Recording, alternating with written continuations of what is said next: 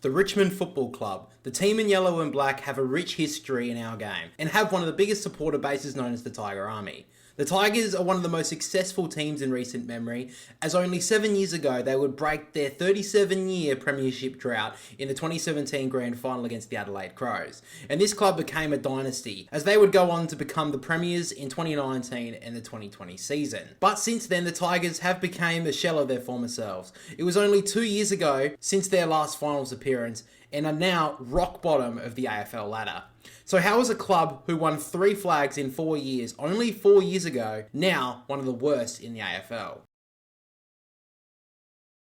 So if we're going to take a look at the steep decline of Richmond, we have to go back to just before the 2017 season where the Tigers were at their peak. So in 2016, there were many calls for the Tigers coach at the time and Damien Hardwick to lose his job, especially after being embarrassed in their last game of the 2016 season against the Sydney Swans. But the Richmond higher-ups showed their faith and kept Hardwick at the helm. And in the 2016 off-season, there were some big calls to be made. Now, just before the premiership, you can see the Tigers recruiting players from other clubs, but also getting some decent players from their draft. And the players that they did lose were either towards the end of their careers or never really lived up to the expectations. So with the additions the Tigers made years prior and the additions made in 2016's off-season, it proved a masterstroke as the Tigers went on to win the premiership the next year. But it wasn't just the recruiting of players, but the game plan and having instrumental role players. Sean Grigg, who played as second ruck and played as almost a fourth midfielder at stoppages. Camden McIntosh, who proved instrumental off the wing. And of course the Mosquito fleet up forward in Butler, Castagna and Rioli, all pivotal in their premiership tilt. The Tigers were flying high, and in the 2017 off-season, the Tigers didn't do much on the trade table, but were heavily invested in the draft. And the Tigers did also let some players go like Ivan Maric, Ben Griffiths, Stephen Morris, Jake Batchelor, Taylor Hunt, Ben Lennon and Tom Elton, all people who played senior games for the Tigers. But that was all good, as the players that they picked up in the draft became their depth players for years to come, and this is what they would use to continue their dominance. Now in 2018, the Tigers were probably the best team throughout the campaign, finishing 2 wins clear on top of the ladder, followed by a very convincing win against the Hawks in the qualifying final. The Tigers were already being crowned as the premiers of that year by many, but then came a shock when they were stunned by Collingwood in the prelim final. The Pies blitzed the Tigers in the first and second quarter, and the Pies went on to win the prelim final. Now even though the Tigers didn't make the grand final, most people still believe that Richmond were the best team for the majority of that year. But in the 2018 off-season, the Tigers went hard for Gold Coast spearhead in Tom Lynch. And we know how successful that recruitment was in the next 2 premiership triumphs. But this also is where the Tigers started to make some mistakes. The Tigers started to go away from what made them great, their role players. The Tigers let go Reece Conker, Anthony Miles, Corey Ella, Sam Lloyd, and Tyson Stengel. And in 2017 and 2018, the proof was there that if any player came up from VFL level, they were instrumental in the main team. But a good sign was the Tigers were still somewhat invested in the draft, but only had 1 pick inside the first 40. And look, you can't question the Tigers too much, as in 2019 they went on to win the premiership once again as they smashed the Giants in emphatic style and showed the AFL world who were kings. But again, in the 2019 off-season, the Tigers were neglecting picking up new players from other clubs, and we also saw premiership heroes in Sean Grigg and Alex Rance retire.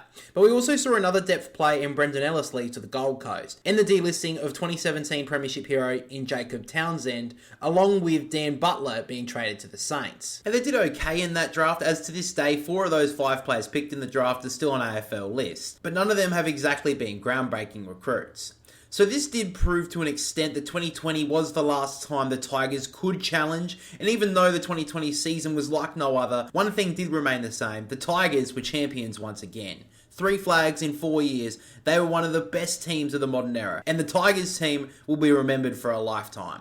But all good things must come to an end. And looking at the 2020 off-season, the Tigers made some interesting decisions, to say the least. Not only did they trade away 2 of their role players for basically nothing, but they also neglected the draft. Now granted, the drafted players have proven decent at times, but nothing really to write home about. Now if we steer the boat into a different direction just for a moment, and look at 2 clubs who have had sustained success for nearly 2 decades in the Swans and the Cats, you can see that they've both gone in 2 different directions when trying to keep their respective teams successful.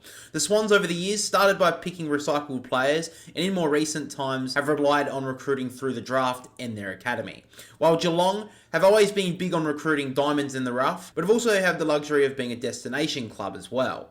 Being from Victoria, but not being in the pressure cooker of the capital of Melbourne. So going back to the Tigers and the players they have recruited through the draft, they haven't exactly developed into players that are pushing the Tigers forward.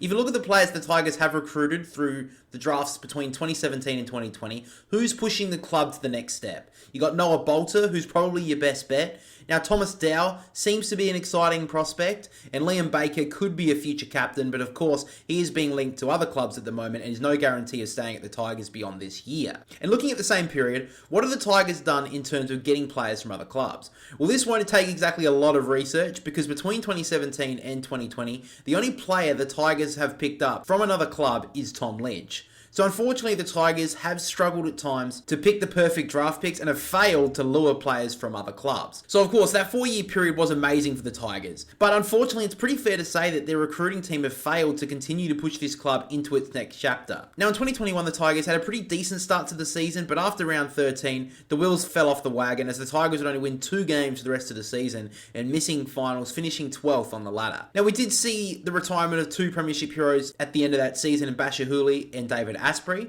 and the Tigers did make one trade for Robbie Tarrant, but in turn traded out Coleman Jones to North Melbourne. And they also did let go Mabior Chol to the Gold Coast Suns. Now I know he has been dealt with injuries at North Melbourne in Coleman Jones, and Chol never really looked a chance at the Tigers, but right now Richmond are crying out for someone to match up with Tom Lynch, and trading away young prospects for senior players is a call from a team that is still hunting for premiership success. But to their credit, they did go hard on the draft that year as they used 5 picks inside the top 30. But unfortunately, the players picked in the 2021 draft haven't exactly came along just yet. Now, of course, there's still so much time in their careers, but unfortunately, it has been capped off by Josh Gibcus, who looks like an absolute star in the making, but his early career has been hampered by countless injury setbacks, which is really unfortunate. But moving into 2022, the Tigers did bounce back into the finals after a great finish to the regular season, but they played the Lions at the Gabba. A hard task, and in a high-scoring elimination final, it was a late goal from Joe Danaher, which would seal the fate for the Tigers as they bowed out against the Lions.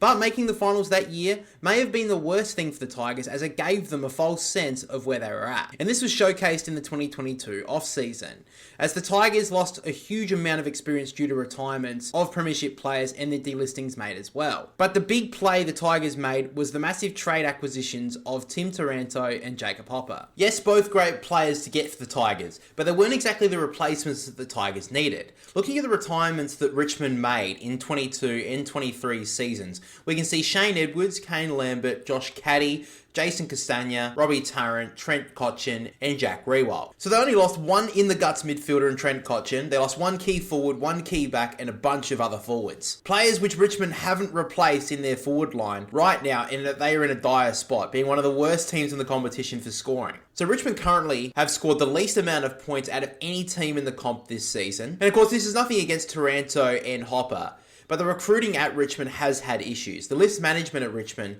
has been poor, to say the least.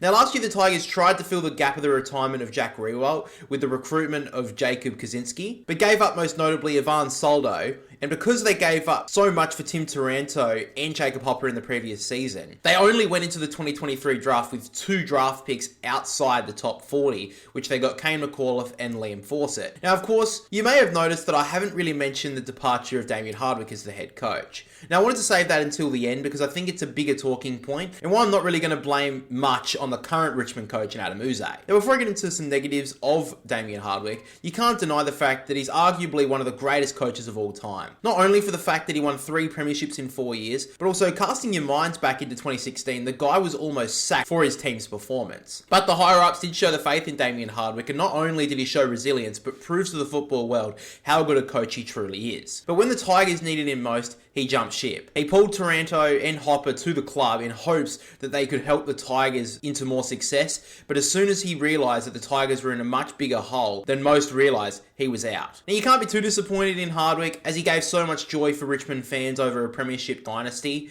but you have to admit that he left the team when they needed him most. And now the Tigers have Adam Uze at the helm. Now, granted, his first year at coaching has been poor to say the least, but he has had so much go against him. From having one of the biggest injury lists in the comp, to constant questioning of player departures, and walking into a team that has been let down by its recruiting. No wonder the team is rock bottom of the AFL ladder. So I think it's unfair for people to question Uze's job when he's been there for 3/4 of a season and walked into a very tough situation. Now what's next for Richmond? Well, I think they need to heavily invest in the next 2 years of drafts. Currently, they hold pick 1 in the draft along with pick 21, 35, 39 inside the top 40. So 4 picks inside the top 40, they can work with that. But I think if they can get at least 2 picks inside the top 20, if not even 3, that would be ideal for the Tigers. Now, I'm unsure if the trade rumours of Bolton, Baker and Rioli have a lot of truth to them, but I'm not 100% exactly convinced if that's the way to go unless teams are willing to pay huge overs because they aren't exactly older players. They could be there for a finals push in 3 to 4 years' time. I think they have to try and keep as many of those players in between the ages of 23 to 27 to help them develop their list. But I will say one thing, questioning the coach right now is not the biggest problem here at Richmond. The Tigers were already plummeting down the ladder before Adam Uze arrived. And even though just 4 years ago the Tigers were at the peak of their powers, right now the Richmond Football Club are staring down the barrel of a wooden spoon. And unfortunately for Tigers fans out there, it does seem there are going to be some dark times ahead. Hey guys, thanks for watching this video. I really do appreciate it. Now, if you don't know, we actually have a playlist on the channel at the moment where you can watch all the video essays that we've made on this channel. It will be linked in the description below, so make sure to go check it out. But if you did enjoy this video essay about the Richmond Tigers downfall, then of course make sure to let me know in the comments section below how you felt about it and how you feel about Richmond at the moment. Make sure to like and subscribe because this channel is growing like crazy at the moment. If you have a mate that loves footy just as much as you, then of course make sure to share it to a friend. And also, if you want to show a little bit of extra support, we do have channel membership enabled on the channel. So if you guys want to have early access to all these videos, the Boundary Riders podcast and our Twinners podcast, then make sure to click the link down below for channel membership or just check the link down below to see what we have to offer. But guys, thank you again so much for listening. Thank you for watching. Thank you for all the support and we'll catch you all in the next one.